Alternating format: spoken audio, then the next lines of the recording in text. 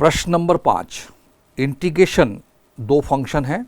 Integration minus half से half है, lower limit -1/2 है, अपर लिमिट 1/2 है और बड़े ब्रैकेट x dx के रूप में लिखा है। इसको ग्रेटेस्ट इंटीजर फंक्शन कहते हैं। इसको x के सापेक्ष समाकलन करना है। प्लस -1/2 से 1/2 log mod x 1 + x upon 1 - x dx का मान ज्ञात कीजिए। तो आपको ग्रेटेस्ट इंटीजर फंक्शन महत्तम पूर्णांक फलन की परिभाषा पर आधारित ये प्रश्न है और log x 1 + x upon 1 - x आप फंक्शन देख रहे हैं। ये ऑड फंक्शन है, विषम फलन है कि सम फलन है, इसकी जांच करते हुए सवाल को हल करेंगे। तो बच्चों, प्रश्न नंबर 5 पर आप ध्यान दें। प्रश्न नंबर 5 कह रहा है कि हमें एक समाकलन i मैंने माना। प्रश्न कह रहा है इंटीग्रेशन -½ से हाफ, लोअर लिमिट -½ है और +½ है और बड़े ब्रैकेट के अंदर x लिखा है dx। इसका मीनिंग है ग्रेटेस्ट इंटीजर फंक्शन, महत्तम पूर्णांक फलन। और दूसरा समाकलन, निश्चित समाकलन दिया है, वो भी -½ से हाफ है और वो है log mod of 1 + x upon 1 - x dx। ये सवाल है बच्चों। तो ये आपको भी दिया है कि कोई फंक्शन इस प्रकार का यदि लिखा रहे, बड़ा ब्रैकेट के अंदर है, ये एक सिंबल है, इसको ग्रेटेस्ट इंटीजर फंक्शन कहते हैं, महत्तम पूर्णांक फलन कहते हैं। और ये भी आपको मालूमात है कि यहाँ जो वेरिएबल x है, दोनों समाकलनों में -½ से ज़्यादा है और 1/2 से कम है। ये जो लिमिट है इस प्रकार से ब्रेक है। तो दोनों फंक्शन अलग है, ये लॉग फंक्शन है, ये मापांक फलन है। तो क्यों ना हम इस सवाल को दो सवाल के रूप में समझें। इसको मैं I1 मान लेता हूँ, इसको I2 मान लेता हूँ। तो I1 मैंने किसको माना है? इंटीग्रेशन -½ से हाफ a dx।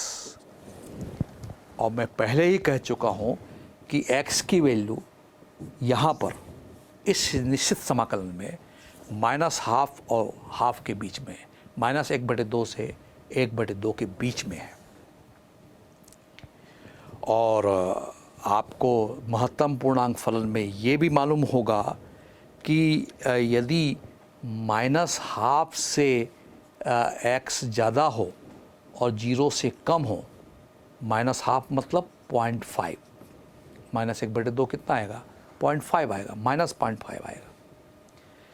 तो उससे ज़्यादा -0.4 का महत्तम पूर्णांक मान मैं यदि निकालता हूँ तो मुझे -1 मिल रहा है।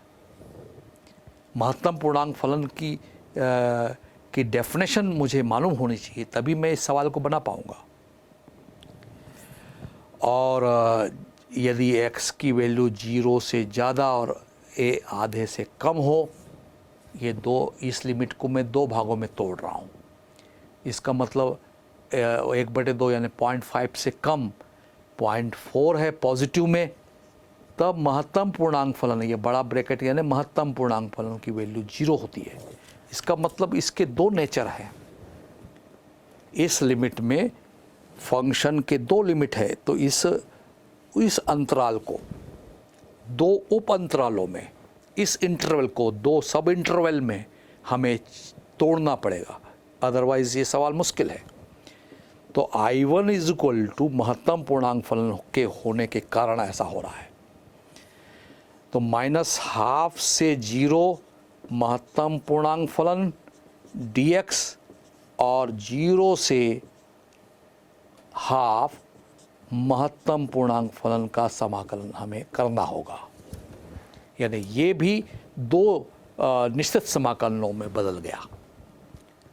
और बगल में आप देख रहे हैं कि इस सीमा में -12 से ज़्यादा और 0 से कम में ये जो मापांक महत्तम पूर्णांक फलन ऑफ x की वैल्यू क्या मिल रही है आपको? -1।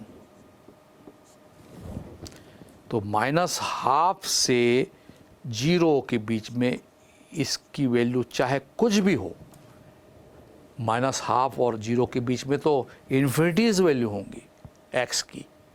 सभी मानों के लिए इसका मान -1 होगा dx। और 0 से ज़्यादा और 0.5 1/2 यानी 2 पंचे 10 0.5 से कम समस्त वैल्यू में, ये आप देख रहे हैं बगल में, चाहे 0.4 लो, 0.45 ले लो,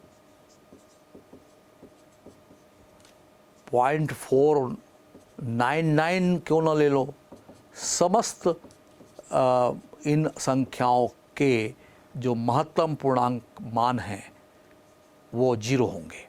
इसका मतलब इस लिमिट में इस फंक्शन की वैल्यू ही 0 है। तो इंटीग्रेशन करने का कोई मतलब ही नहीं है, लेकिन फिर भी हम लिख दे रहे हैं इसकी वैल्यू इस लिमिट में 0 है तो 0 होगा।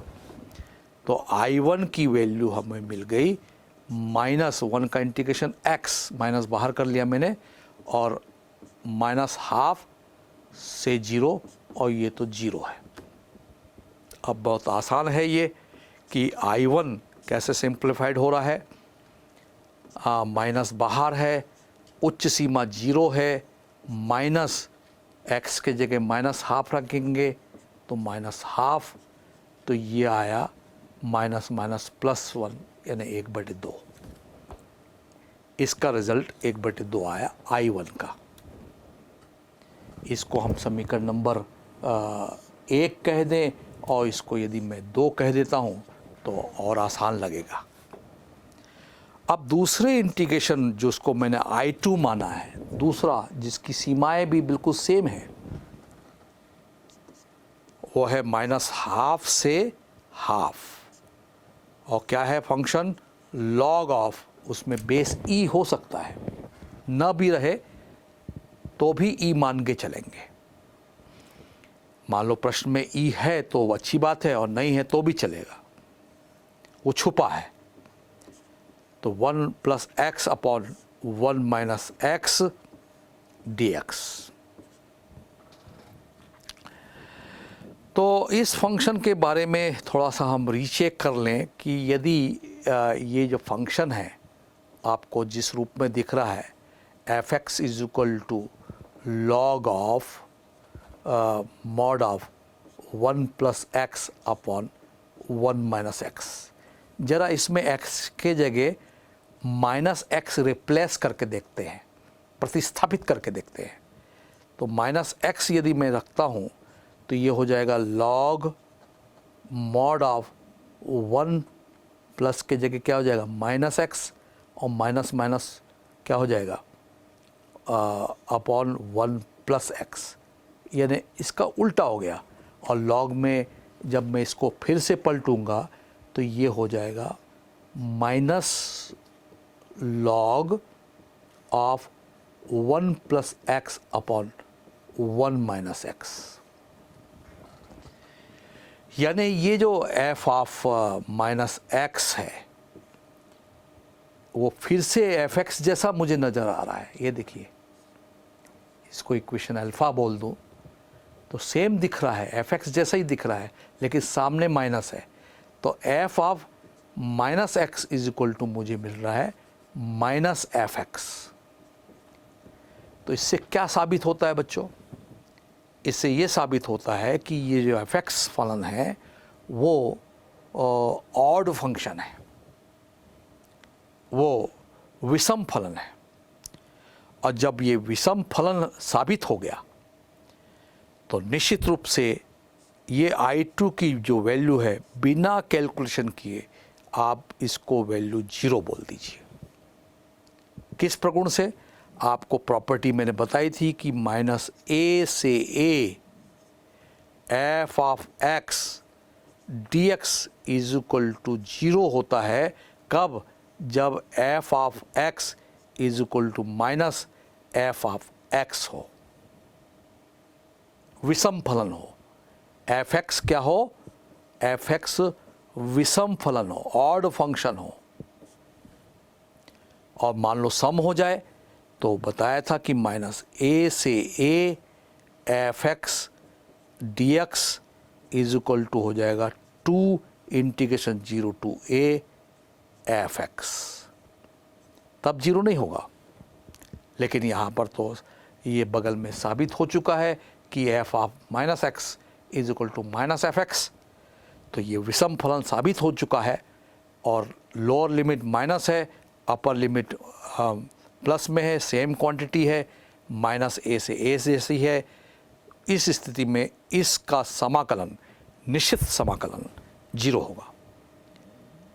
तो समीकरण नंबर ये 3 हुआ, जिसका रिजल्ट आपको मालूम हो गया। तो समीकरण नंबर 1 से यदि मैं काम करता हूँ तो i की जो वैल्यू है, I1 की कितनी वैल्यू मिली? 1/2। समीकरण 2 ध्यान से देखिए। इंटीग्रेशन माइनस हाफ से महत्तम पूर्णांक फलन ऑफ x की वैल्यू हमें 1/2 मिल रही है। और दूसरे I2 इस लिमिट में माइनस हाफ से half log of mod of 1 plus x upon 1 minus x dx का निश्चित समाकलन हम मुझे कितना मिल रहा है? 0। समीकरण नंबर 3 में ध्यान से देखिए तो 0। तो इसका टोटल फाइनल रिजल्ट हमको मिल रहा है 1/2। तो बच्चों, आपको ये स्पष्ट हो गया होगा कि इसकी वैल्यू किस तरह से हमें। तो बच्चों, आपको I1 जो इंटीग्रेशन है, जिसमें माइनस आपका बाहर निकल गया है, 1 का इंटीग्रेशन x है और लोअर लिमिट माइनस हाफ से 0 है और 0 से हाफ इस लिमिट में इसकी वैल्यू 0 है। तो जब हम इसका उच्च सीमा रखेंगे 0, x के जगह उच्च सीमा 0 रखेंगे, माइनस नियम है माइनस का, और x के जगह माइनस हाफ रखेंगे, और तो निश्चित रूप से इसका रिज़ल्ट सामने माइनस है और ये माइनस माइनस प्लस हाफ हो गया और प्लस माइनस फिर ये माइनस हाफ हुआ। तो अब सवाल उठता है कि I2 जो फंक्शन समाकलन है, निश्चित समाकलन है, वो कैसा है? बच्चों देखिए ध्यान से, मैंने I2 किसको माना है? माइनस हाफ से हाफ लॉग ऑफ बेस ई लिख सकते हैं, नहीं भी लिख सकते हैं तो भी चलेगा। तो 1 plus x upon 1 minus x dx। तो बच्चों यहाँ ध्यान देंगे कि यहाँ जो फंक्शन है fx वो किस रूप पे है? Log of 1 plus x upon 1 minus x है। x के जगह यदि मैं माइनस एक्स रिप्लेस करता हूँ, प्रतिस्थापित करता हूँ x के जगह माइनस एक्स, तो ये फंक्शन किस प्रकार से हो जाएगा? लॉग प्लस की जगह माइनस हो जाएगा और माइनस माइनस प्लस नीचे 1 प्लस एक्स हो जाएगा। तो ये जो फंक्शन है f के जगह माइनस एक्स रखने से इसमें अंतर कैसे आएगा? यदि मान लो इसको पलट दूंगा तो सामने माइनस आएगा लॉग के नियमानुसार, log of 1 plus x upon 1 minus x, क्योंकि आपको मालूम है कि लॉग में m अपॉन n रहे, बेस कुछ भी रहे, यदि मैं इसको पलटता हूँ तो minus log n upon m हो जाता है। तो यहाँ पर ये जो फंक्शन है एफ ऑफ माइनस एक्स, वो क्यों मैंने पलटा, ताकि वो पहले से मिल जाए। इस वाले इसको मैं अल्फ़ा इक्वेशन कह दूँ। तो ये देखिए log of 1 plus x upon 1 minus x F x है, तो माइनस सामने आया है एफ ऑफ एक्स। तो ये साबित हो गया कि ये जो फंक्शन है ये लॉग, ये विषम फलन है, ऑड फंक्शन है। और जब ये साबित हो गया कि ये विषम फलन है, तो I2 की डायरेक्ट वैल्यू हम 0 लिख सकते हैं, क्योंकि आपको प्रगुण प्रॉपर्टी बताई थी मैंने कि इंटीग्रेशन माइनस a से a समान रहे, न्यूमेरिकली समान रहे, चिन्हों में अलग अलग रहें, और f of x is equal D X is equal to 0 होगा। कब? जब विषम फलन हो। और दूसरा उसी प्रॉपर्टी में बताया था, आपको याद होगा कि f of x D X is equal to ये 2 integration 0 to a F X D X होगा। कब? जब एफ एक्स सम फलन हो, इवन फंक्शन हो। लेकिन यहाँ तो विषम फलन है, इसलिए इसका समाकलन 0 होगा। जब हमको I1 और I2 की वैल्यू मिल गई, ये I1 की वैल्यू हमें -12 मिली थी, इसको हम इक्वेशन नंबर 2 कह दें, और I2 की वैल्यू हमें मिली थी 3। और ये 2 और 3 से I1 और I2 की वैल्यू समीकरण नंबर 1 में हम रखते हैं, तो I is equal to I1 की वैल्यू आप देखिए -12, I1 की वैल्यू -12 है, -1/2 है, और I2 की वैल्यू विषम फलन के नाते समान अंतरालों में विपरीत चिन्हों में इसका समाकलन, निश्चित समाकलन 0 था, तो हमें I2 की जगह 0 रखना पड़ेगा। समीकरण नंबर 1 में I2 की जगह 0 और इसकी जगह -12, यही प्रक्रिया मैं कर रहा हूँ। तो फाइनल इसका I का मान मुझे रिज़ल्ट मिल रहा है -1/2 आंसर है इसका।